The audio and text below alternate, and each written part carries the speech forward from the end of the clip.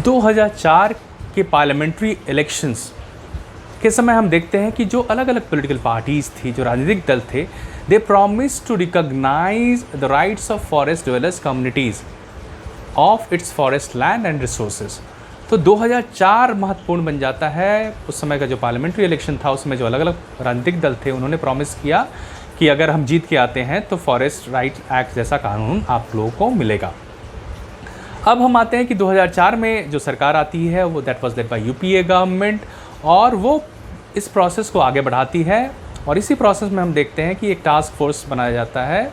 उसके लिए the whole idea of forest right act was given to ministry of tribal affairs, which constituted a technical resource group consisting of representative of various ministries, the civil societies and legal specialists to draft this particular act, which was later called as Forest Right Act. कानून बनने से पहले हम देखते हैं कि दिसंबर 2005 में the bill was also referred to the joint parliamentary committee, primarily because there was a lot of issues concerned with regard to coming of this particular act. So this was referred to a specialized committee so that they can have more discussion. तो एक specialized committee JPC को इस bill को पहले दिया गया ताकि इसमें बहुत सारे जो इश्यूज़ थे, कंट्रोवर्सीज थे, उसको सेटल किया जा सके। इसके बावजूद भी इस कानून में बहुत सारे विरोधाभास हैं, बहुत सारे कंसर्न हैं जो अभी भी डिबेट का मसला है। लेकिन जो मुख्य उद्देश्य जो था इस कानून का, कहा जाता है कि it was primarily to do away with the historical injustice which and there was an attempt to correct the historical injustice which was done to these communities and correct the injustice. अब हम आते हैं इस कानून के विभिन्न पहलुओं पे, लेकिन उससे पहले हम देखते हैं कि ये कानून जो फाइनली था was notified on 31 December 2007 and final rules were notified on 1st January 2008। तो अब कानून को 2008 में लाया गया फाइनली। अब पर्पस जो इस एक्ट का है वो है कि to recognise the rights of forest dwelling community, जो फॉरेस्ट में रहने वाले लोग हैं उनके अधिकार दिए जाए। और अधिकार के साथ साथ मैंने बताया था कि कर्तव्य की भी बात इस कानून में कही गई थी। तो कर्तव्य के रूप में अगर हम देखें तो इसमें कहा गया था कि इसका जो एम है, the aim of this act is to encourage their participation of these communities, tribal communities in the conservation and management of forest as well as wildlife. So two-pronged approach was followed। दो तरीके से उद्देश्य को रखा गया, जिसमें कर्तव्य के साथ साथ अधिकार की बात की गई है। अब हम आते हैं स्पेसिफिक अधिकारों के बारे में। तो पहला जो पहला जो हिस्सा है इस कानून के अंतर्गत वो है कि कौन फॉरेस्ट राइट को एंजॉय करेगा। तो पहली जो महत्वपूर्ण बात कही गई कि इस फॉरेस्ट जो राइट्स या जो अलग कर्तव्य हैं वो कौन एंजॉय करे, उसके लिए एलिजिबल कौन होगा। तो इसमें कहा गया कि there were two sets of actually word use. It was forest dwelling scheduled tribes as well as other traditional forest dwellers. जो ट्रेडिशनली इस फॉरेस्ट में जो ट्राइबल कम्युनिटीज़ रहते हैं वो तो इसका हिस्सा होंगे ही, वो तो इससे फ़ायदा उठाएंगे, लेकिन साथ साथ ये भी कहा गया कि जो लोग साथ में जनरेशन आफ्टर जनरेशन रहते आए हैं उनको भी इसका फ़ायदा मिलेगा। तो primarily this act expanded the domain of who will be eligible for different rights. It not only includes tribal communities but also non tribal communities who have been staying in the forest for generations. इसमें लेकिन ये बात कही गई कि generations का मतलब क्या होगा। तो जनरेशन फिक्स किया गया कि एक जनरेशन होगा 25 इयर्स का and those who were living for 3 generations till 30th day of 2005।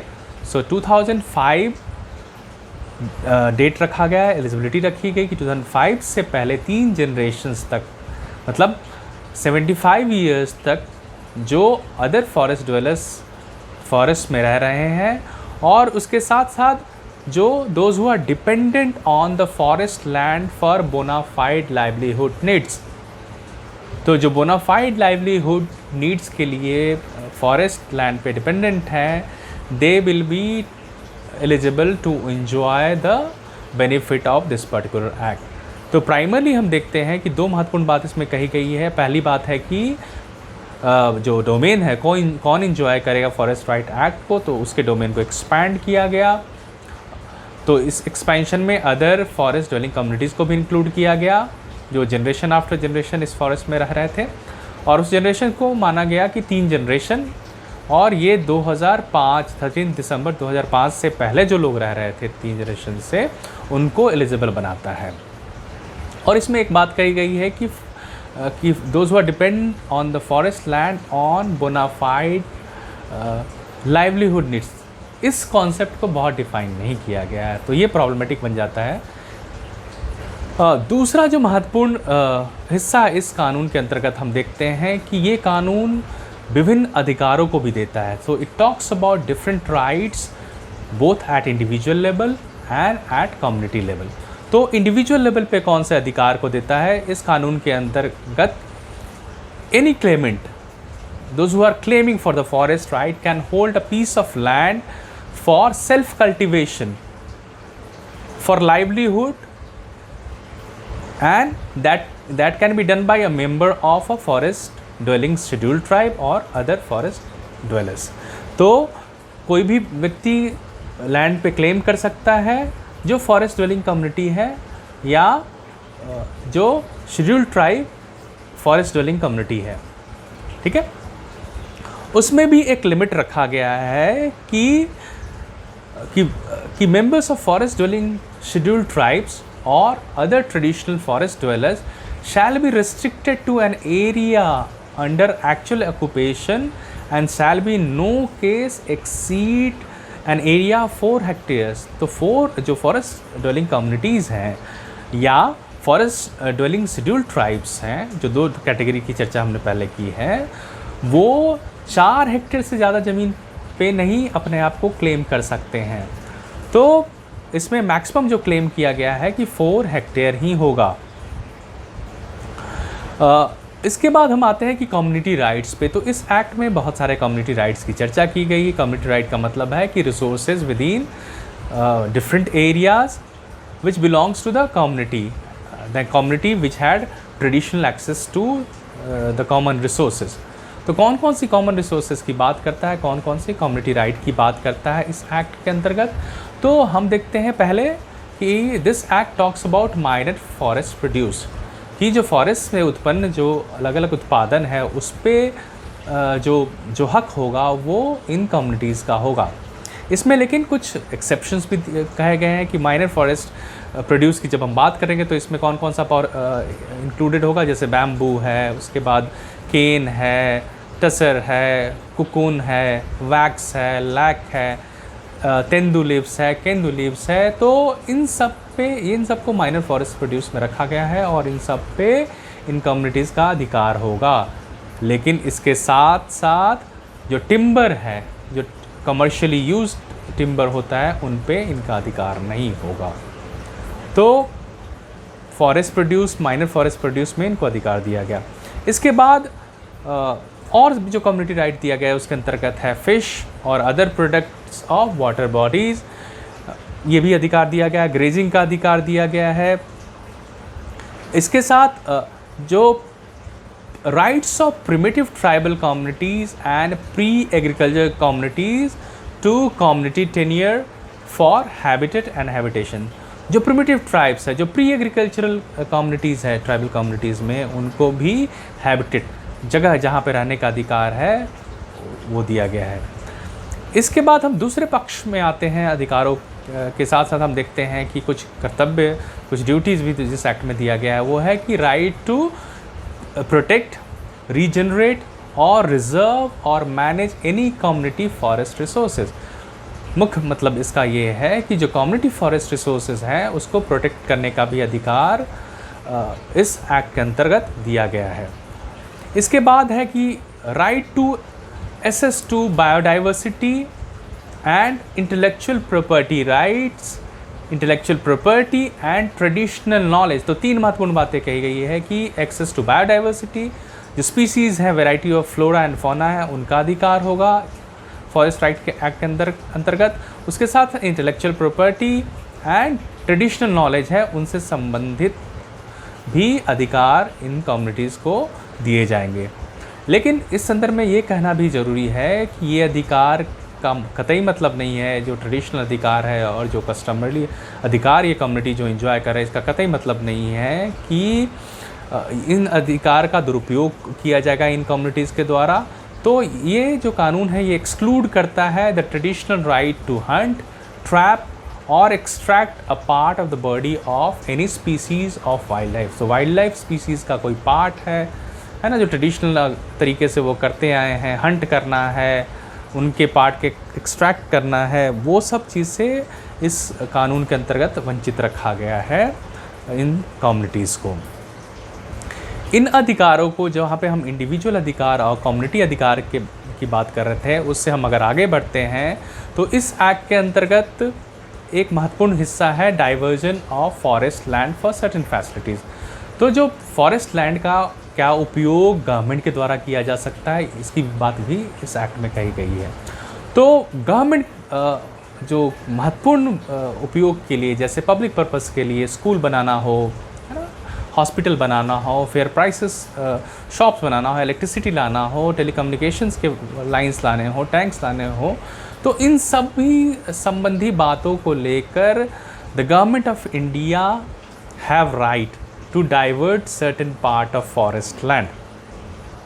अब उसमें भी कुछ डाइवर्जन के अंतर्गत कुछ रेस्ट्रिक्शंस रखे गए हैं और उसमें कहा गया है कि डाइवर्जन जो होगा, डाइवर्जन ऑफ जो इंफ्रास्ट्रक्चर के लिए जो डाइवर्जन होगा उसका लिमिटेशन होगा कि only forest land to be diverted is less than 1 hectare in each case and not more than 75 trees per hectare are required to be felled। तो 75 जो ट्री है वो 1 हेक्टेयर में इससे ज़्यादा नहीं गिराए जा सकते हैं। और इसके साथ साथ क्या है कि फॉरेस्ट लैंड को लेकर भी जो डाइवर्जन होगा उसके लिए भी निश्चित कुछ सीमा रख दी गई है। इसके साथ there is need for recommendation of ग्राम सभा also to clear such kind of project। तो ये जो प्रोजेक्ट्स आएंगे उसमें ग्राम सभा की भी स्वीकृति, सहमति ज़रूरी होगी। तो डाइवर्जन ऑफ लैंड पॉसिबल है, लेकिन कुछ कंडीशंस के साथ साथ। एक महत्वपूर्ण पार्ट इस एक्ट का ये भी कहता है, जिस कॉन्सेप्ट को हम समझने की कोशिश करेंगे, वो है critical wildlife habitat of national parks and centuries. क्योंकि हम देखते हैं कि जो फॉरेस्टेड लैंड है उसमें नेशनल पार्क्स भी हैं, सेंचुरीज़ भी हैं, जहाँ पे बायोडाइवर्सिटी है, फ्लोरा एंड फौना है। तो क्या इन सभी क्षेत्र में ट्राइबल कम्युनिटीज़ का अधिकार होगा, पूरी तरह से छूट होगी? तो इस एक्ट में एक अलग से कॉन्सेप्ट बनाने की कोशिश की गई, जहाँ पे कुछ हद तक लिमिट किया गया है ट्राइबल कम्युनिटीज़ और अदर फॉरेस्ट ड्वेलिंग कम्युनिटीज़ के अधिकार को, जिसको critical wildlife habitat of national park and sanctuaries का नाम दिया गया। तो इसको डिफ़ाइन किस तरह से किया गया है? 2006 के एक्ट में हम देखते हैं कि इनको कहा गया है कि these are areas of national park and sanctuaries, okay, it's part of national park and sanctuaries where it has been specifically and clearly established case by case on the basis of scientific and objective criteria, scientific और objective criteria पे establish किया गया है कि that such areas are required to be kept as inviolate. इसका मतलब है कि इसमें ये साइंटिफिक रूप और ऑब्जेक्टिव रूप में ये निश्चित किया गया है कि इस एरिया को हम free from the tribal communities accessibility. तो इसमें मुख्य रूप से यही कहा गया है कि कुछ एरिया को चिन्हित किया गया साइंटिफिक तरीके से और ऑब्जेक्टिव तरीके से, और उसको फ्री फ्रॉम इंटरवेंशन रखा जाएगा। लेकिन इससे संबंधित जो भी गाइडलाइंस है वो ministry of environment and forest and climate change लेकर आती है। और इसके साथ साथ मिनिस्ट्री ऑफ ट्राइबल अफेयर्स है, is a nodal authority for FRA, The law identifies Ministry of Environment and Forest and Climate Change as the agency to notify the guidelines. तो इसका मतलब यह है कि tribal communities mainly nodal authority इस act का है, लेकिन इससे संबंधित फॉरेस्ट राइट्स से संबंधित जो डिफरेंट गाइडलाइंस होगा, जो guidelines critical wildlife habitat में भी कहा गया है कि इससे संबंधित जो भी गाइडलाइंस होगा वो ministry of environment and forest and climate change लेकर आएगी, जो समय समय पे ये इससे संबंधित गाइडलाइंस लेकर आती है। तो क्रिटिकल वाइल्ड लाइफ में मेनली कहा गया है कि यहाँ पे जो अधिकार होगा उसमें कुछ सीमाएं लगाई जाएगी ट्राइबल कम्युनिटीज़ और अदर फॉरेस्ट ड्वेलर्स कम्युनिटीज़ के लिए, और ये अधिकार गवर्नमेंट ऑफ इंडिया को दिया गया है। तो गवर्नमेंट ऑफ इंडिया इस तरह के अधिकार को मॉडिफाई भी कर सकती है, खासकर critical wildlife habitat area में। अब हम आते हैं कि अगर उनको लगता है, गवर्नमेंट को ऐसा लगता है कि जो एक्टिविटीज़ है और फॉरेस्ट ड्वेलर्स का जो प्रेजेंस है उसके कारण कुछ इरिवर्सिबल डैमेज हो सकता है, या किसी जो एनिमल स्पीसीज़ है उसका और उनका जो हैबिटेट है उस पर थ्रेटन हो सकता है, तो इस तरह के बदलाव ला सकती है कि यहाँ पे ट्राइबल कम्युनिटीज़ के अधिकार को लिमिट कर सकती है। अब इसके बाद हम आते हैं जो अन्य अधिकार हैं, वो है right to in situ rehabilitation. In situ rehabilitation का मतलब है कि जहाँ पे अगर विस्थापित होते हैं, डिस्प्लेस होते हैं तो वहीं फिर से स्थापित कर दिया जाना।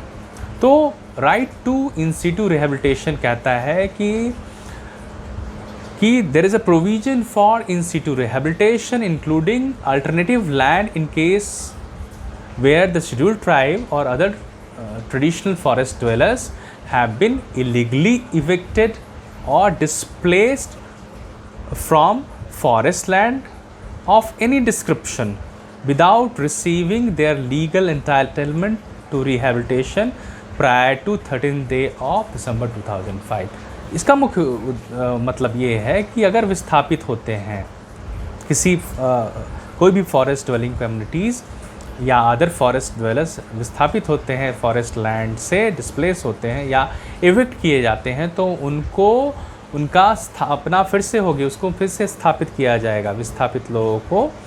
और अगर ये सारी चीज़ें अगर दिसंबर 2005 से पहले अगर हुई हो तो इसमें बहुत सारे, अगर हम देखें तो गाइडलाइंस बहुत क्लियर नहीं कहता है। तो खासकर हम समस्या देखते हैं जहाँ पे नक्सल अफेक्टेड एरिया में, जहाँ पे रिहैबिलिटेशन का इशू है, जो डिस्प्लेस लोग हैं उनको रिहैबिलिटेशन से संबंधित जो इशू है, तो उस पर बहुत क्लियर गाइडलाइंस गवर्नमेंट की नहीं आई है। इसलिए नक्सल अफेक्टेड एरिया में भी जो ट्राइबल कम्युनिटीज़ अफेक्टेड है उनके साथ सही से न्याय नहीं हो पा रहा है।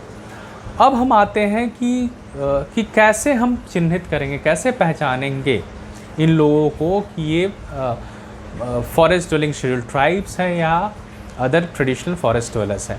तो उसके लिए पूरा डॉक्यूमेंट्री वेरिफिकेशन का सिस्टम रखा गया है इस एक्ट के अंतर्गत। तो इसमें इस एक्ट में हम देखते हैं कि पूरा प्रोसीडियर लेड आउट किया गया है, और जिसमें जो महत्वपूर्ण भूमिका दी गई है ग्राम सभा को।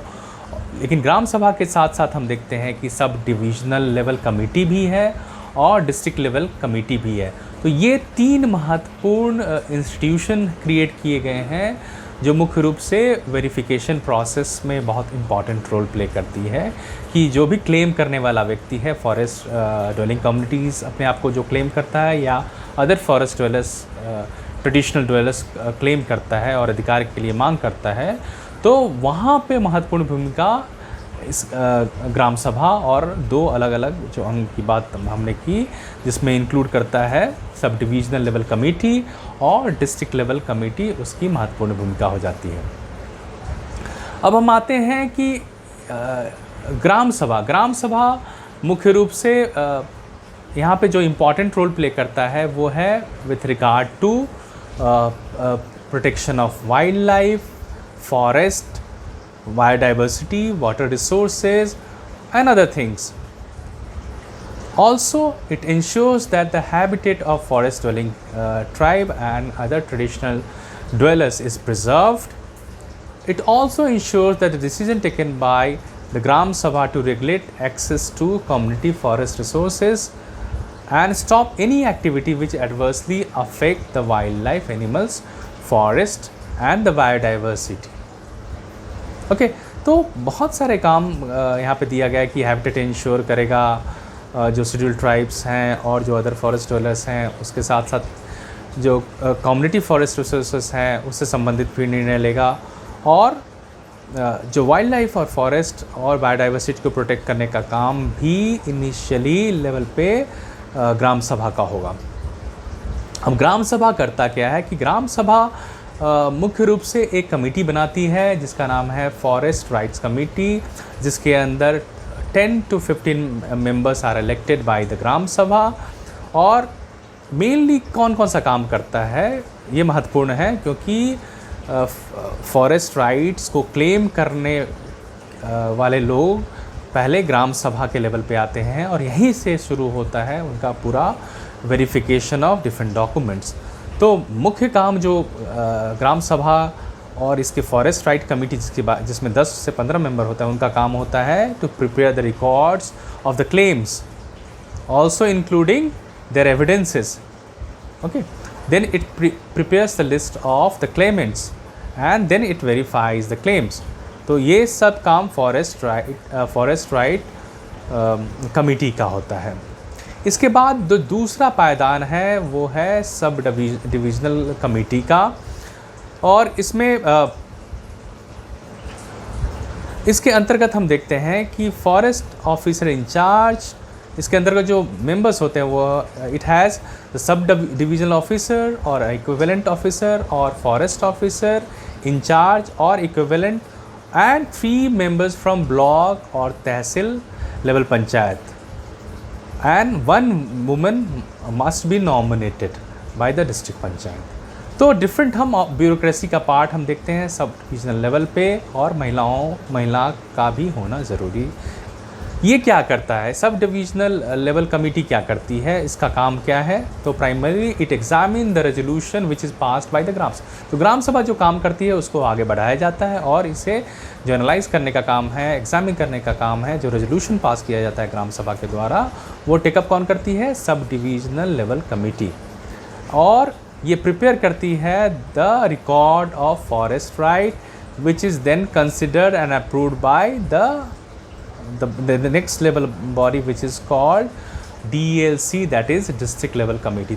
तो दूसरा जो इम्पॉर्टेंट ढांचा है, पहला तो ग्राम सभा होगा, दूसरा इम्पॉर्टेंट ढांचा हो गया द सब डिविजनल कमेटी। इसके बाद जो नेक्स्ट जो ढांचा है इस पूरे वेरिफिकेशन की प्रक्रिया में वो है डिस्ट्रिक्ट लेवल कमेटी। इसके अंतर्गत कौन होता है कि district collector, local divisional forest officer and a representative from the tribal department and 3 members of district panchayat nominated by state। तो इसमें भी ब्यूरोक्रेसी का हम दबदबा देखते हैं। Thus the role of the district level committee becomes very important. The decision of the district level committee is final and binding with regards to the record of the forest rights. So in that sense, a district level committee is very important. Now there is another committee, that is state level monitoring committee. Primarily this is chaired by chief secretary and staffed by secretaries of concerned departments. Primarily it is created at state level to monitor the process of recognition and vesting of forest rights. And there are problem with this committee, that this committee primarily oversees the implementation of Forest Right Act but rarely meets. So now we come up to the end of the discussion about the Forest Right Act 2006. We have discussed different rights which have been provided in this act. In the next lecture, we'll try to take up some of the critical aspect of this Forest Right Act and its implementation. Thank you so much.